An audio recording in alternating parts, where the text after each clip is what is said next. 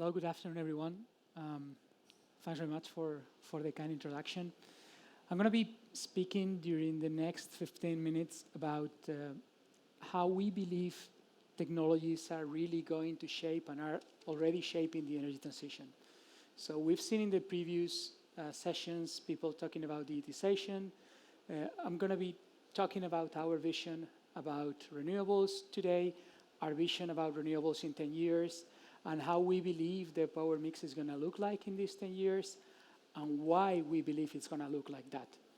So before I get into that, let me just make a 30-second introduction about us, just for those of you who don't know us. So we're a large vertical integrated utility, one of the largest in the world. We started investing in renewables nearly 20 years ago, first with wind, now with wind, offshore, and solar. And we are one of the leading utilities in Europe at the moment.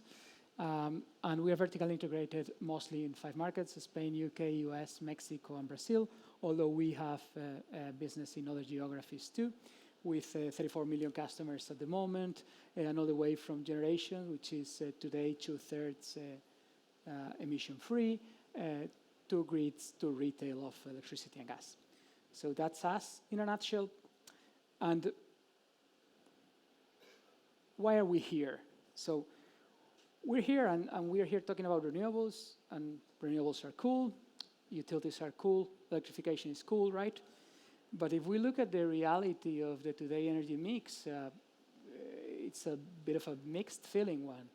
Obviously, renewables have grown a lot over the last few years, but today, 80% of energy in the world is served by fossil fuels, right? And I think we need to acknowledge how huge the challenge is in here. And if we look at electricity, if we look at the European Union today, roughly 25% of final energy demand is covered with electricity. So there's a huge road ahead of us and a huge work that we need to do, and we need to do it quickly. So we all agree that somehow the way to go in terms of electricity is to decarbonize electricity, and we've seen a lot of talk about that during this year's Utility Week and also during the previous years. And also we agree, although we start having some fun in the second statement here, that we need to use that hopefully decarbonized electricity mix to electrify as much final demand as possible. So the second part of the premise is the one that somehow we see more argument about, and I'll get to that later in the presentation.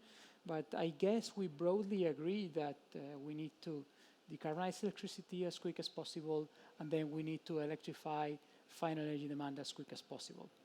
So that's in terms of the framework.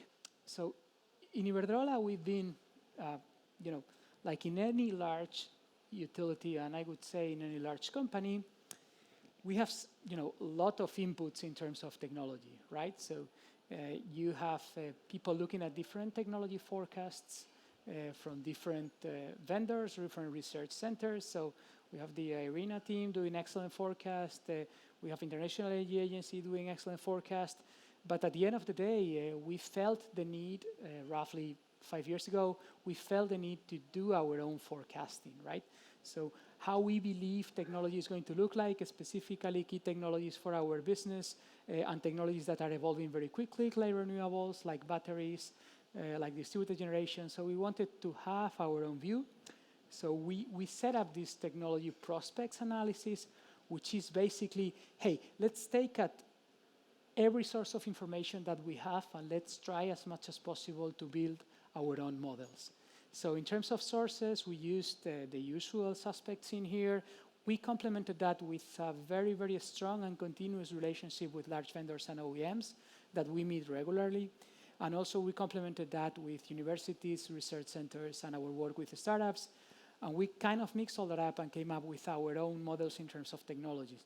So basically forecasting technology cost evolution in the renewables arena has always been about learning curves. And we realized very early in this process that despite everybody using the same approach, the outcomes were fairly different depending on who was doing that.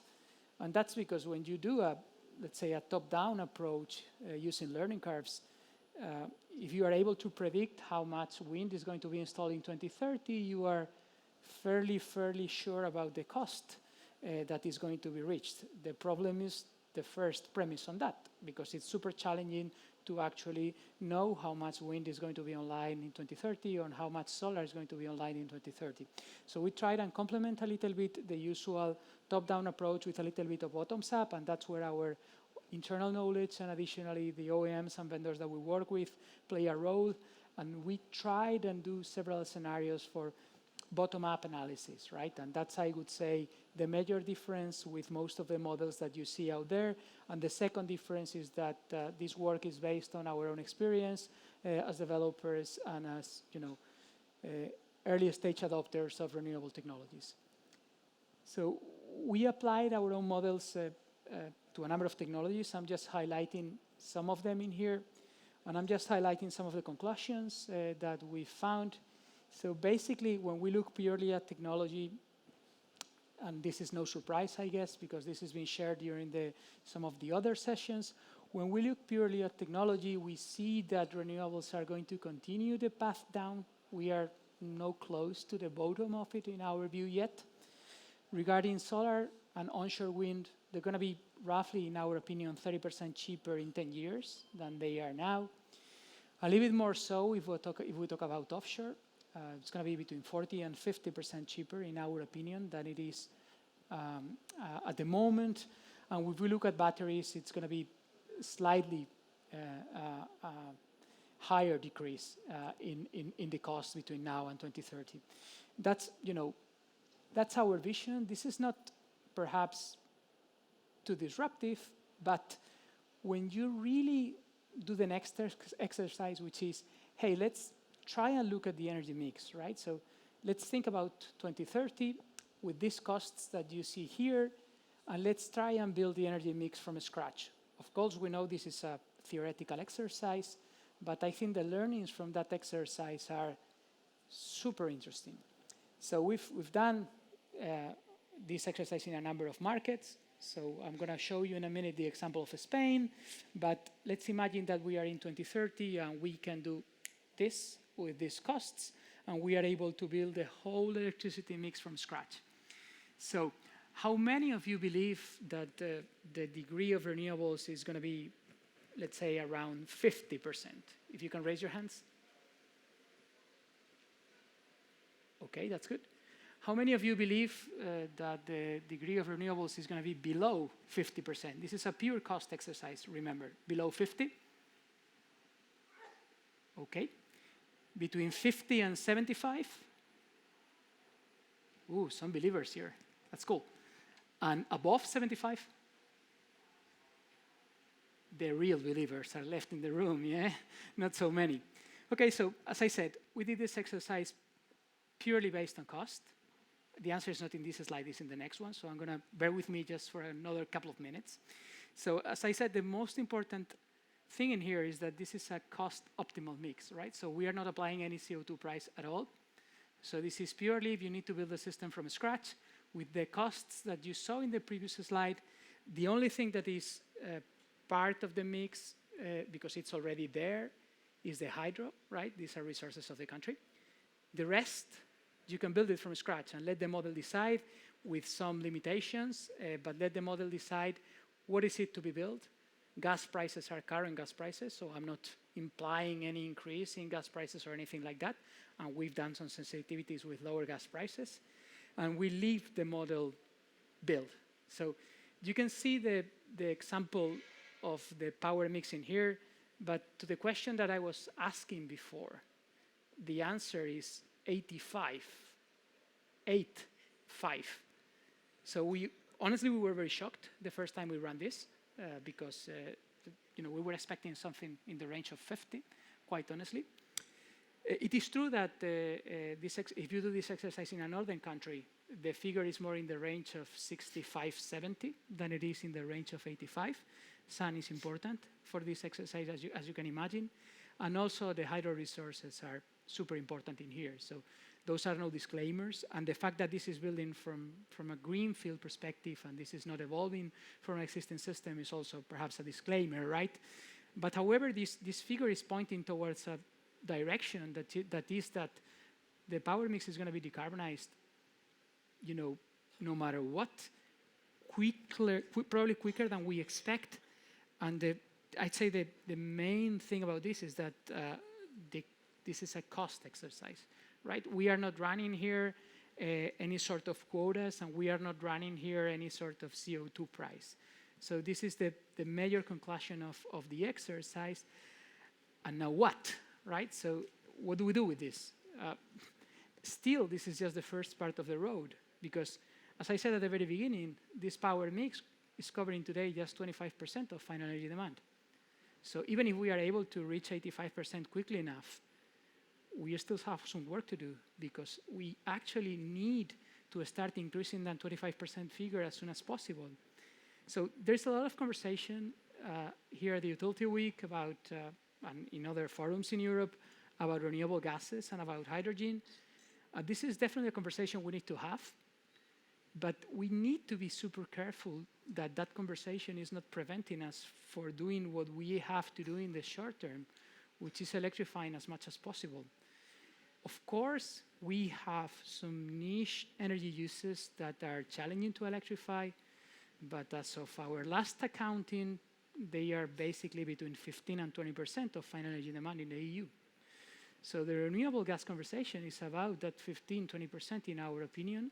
Of course, this is a simplistic approach, and we can discuss some other sectors, but the message that I wanted to somehow leave with you today is that, the electricity mix is going to be decarbonized fairly quickly based on cost. Of course, there are policy support that is needed for that to happen even quicker, but this 2030 exercise, as I shared, is a pure cost exercise. So in our opinion, the real thing in here is that we need to start electrifying anything. We need to start electrifying low temperature heat as soon as possible. There's no minute to wait. Transport is already starting to be electrified, but definitely no time to waste in there neither. And before we wrap up, I wanted to leave you with a final reflection, if I may. So this event is called the Utility Week, and we're just wondering if this should be called the Energy Week, because I think for us working in the utility sector, this shouldn't be so much again about being the utility of the future. I think this should be about being the energy company of the future. And if all of us as a sector are able to actually be the energy company of the future and to electrify as much energy demand as possible, then we will be achieving our goals in terms of decarbonization. If we just focus on decarbonizing electricity, which is something that we shouldn't stop doing, by the way, but if we stop there, we are going to be staying in 25, right? And 25 is not good enough. If you look at the global emissions, we can decarbonize electricity, and we are doing it. We can do it reasonably quickly, but that's not good enough.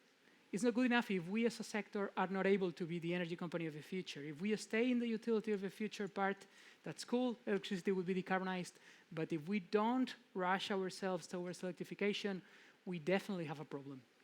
So let me just leave you with this thought for the organizers. Perhaps next year we should be calling this the Energy Week rather than Utility Week. This is just a joke or a suggestion, but I think we need to start thinking in these terms as an industry if we really need to achieve our climate goals.